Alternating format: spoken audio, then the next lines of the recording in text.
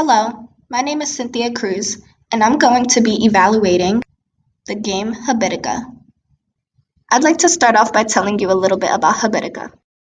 Habitica is an online game designed to help people build better habits in the real world by treating players' life like a role-playing game. You get to create your own character and even have a cute pet.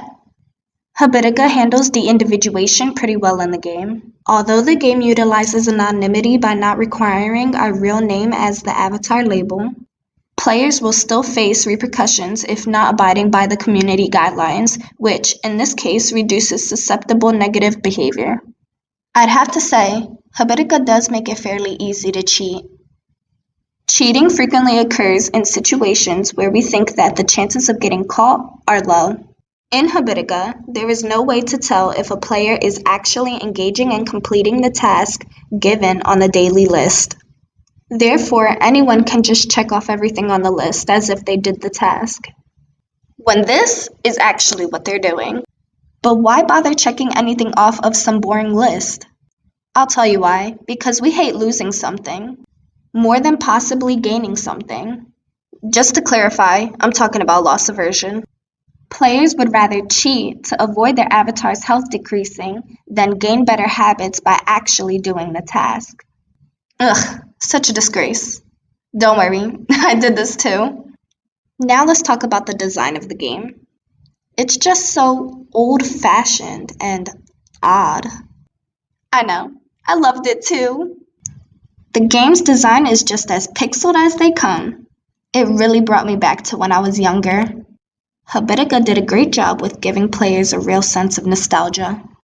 Although, at the time, I didn't like Habitica, because it would blow up my notifications more than my own friends did, and because it felt like more of a chore to me than a fun game. When I look back on all the quests I've done, it wasn't actually that bad. For example, in the one quest, the cow mutated. Yeah, you heard that right. Mutated. Because our bad habits infected it. From completing this quest, I received a cool black and white cow egg. This reminds me of the rose-tinted glass phenomena. We remember past events in a more positive light than when they actually occurred. The social comparison theory is definitely seen in this game. In Habitica, players are able to form parties with their friends. In these parties, players get to see and chat with their friends' avatars. During this time, a player might compare their avatar to their friend's avatar. If their friend's avatar has more awards and better equipment, they may feel like they aren't doing well or as much as they could in the game. Habitica effectively implements Bartle's taxonomy to satisfy all different types of players. In Habitica, players can buy better equipment with real money to look better than others and do better on quests. This would be for the players categorized as killers. Players can also seek to gain better habits and earn rewards fairly throughout the quest and by completing their to-do list. This would be for the achievers. The socializers get enjoyment from the use of the tavern and from joining and creating parties with other players. And lastly, the explorers. They get enjoyment through completing the quest. Habitica was successful with their use of operant conditioning. By completing the checklist, players are rewarded new gear so they can continue to improve their habits. Players continue playing a game due to their increase in dopamine levels. Habitica accomplishes this through the use of a system called stochastic rewards, which is similar to gambling. This randomized reward system did a great job with motivating players. Habitica also did well incorporating reinforcement and punishment. The game uses negative punishment by decreasing the avatar's health using a fixed interval.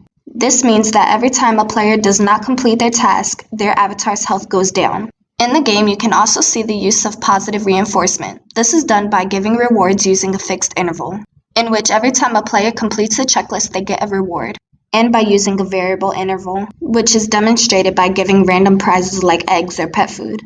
Even though I didn't like Habitica because of the repetitive nagging of notifications, I think this game is a great tool for gaining better habits, especially due to the constant reminders to take care of the avatar's health by completing the checklist, as well as effectively reaching all aspects that attract and motivate different players.